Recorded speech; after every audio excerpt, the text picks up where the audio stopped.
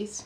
Black Woman Scholar here, trying out my brand new tripod. When Splinta24 ordered a tripod off of eBay, I went to check it out myself, and I think this could work actually, though my camera seems a bit heavy for it.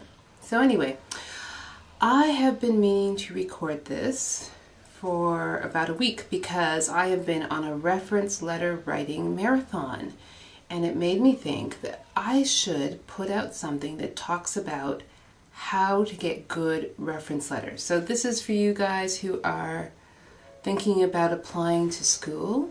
Usually it's graduate schools that ask for reference letters, and usually they're asking for an academic reference, maybe a professional reference. Depends on the kind of program, how much they emphasize academics versus professional. So because I'm social work, we always want something from a workplace or a practicum. And because I review a lot of applications as well, for scholarships too, I know that there are some people who really don't know how to write a reference letter, and I think that often you ask somebody to be a referee thinking that because they're a professor or because they're your executive director or manager that they know how to do that, but often they don't.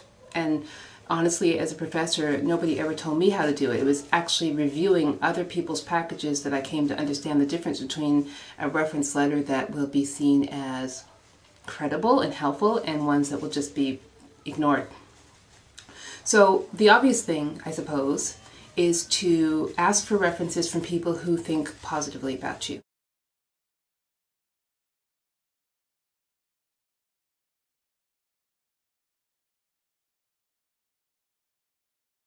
And that may seem super obvious, but sometimes people write references that show that they clearly do not think positively of the candidate.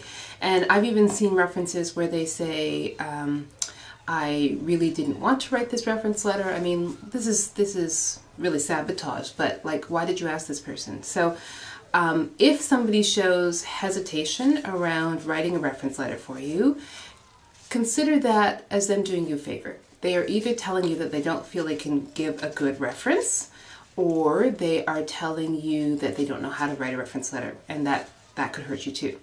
So that's one thing. Make sure it's somebody who thinks positively of you.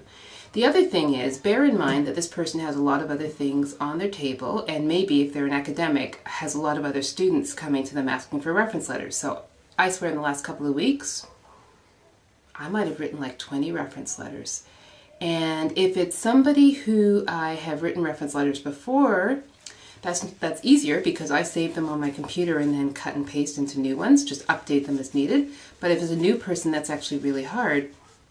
And I know that some of my colleagues will ask the person to write the reference letter for them, and then they'll just edit. But I don't like to do that. I think it puts a lot of pressure on the candidate, and also the candidate doesn't necessarily know how to write a reference letter either. So I think that it's good to think about how can you make writing the reference letter as easy as possible.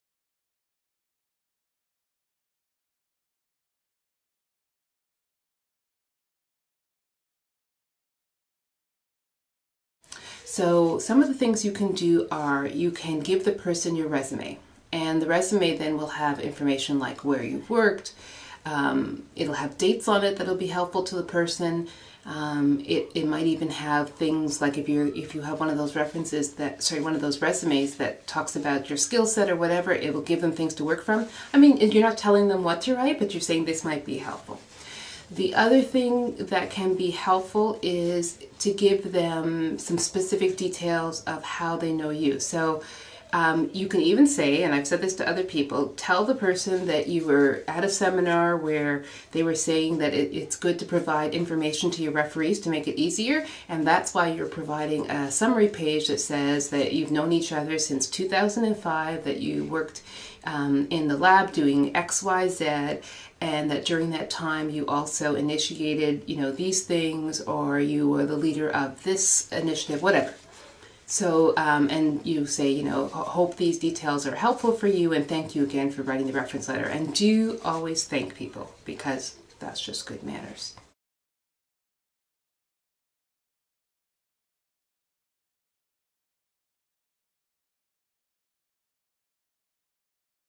The other thing that you can sometimes give people that's helpful is some information about the program or the scholarship you're applying to. They shouldn't have to go dig for that information because they don't have the time.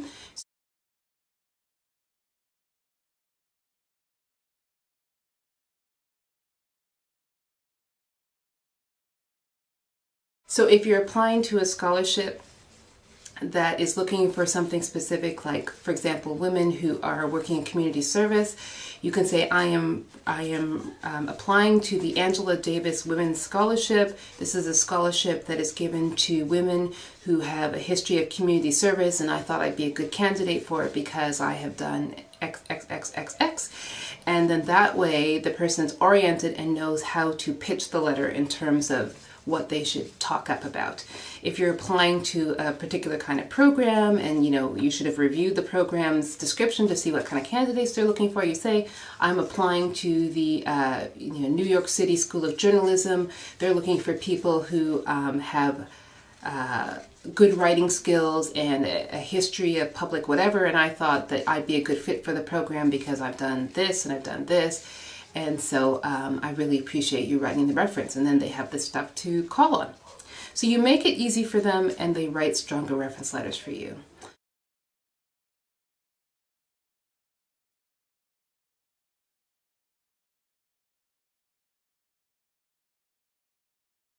And it's good for you to think about people who can actually write personally and specifically about what makes you a good candidate for either that program or for that scholarship award.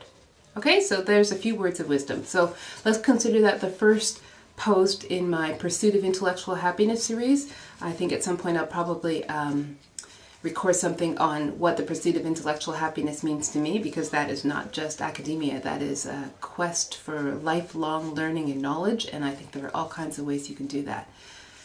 So I hope this is helpful to someone because I know it's that time of year. I'll talk to you later. Bye.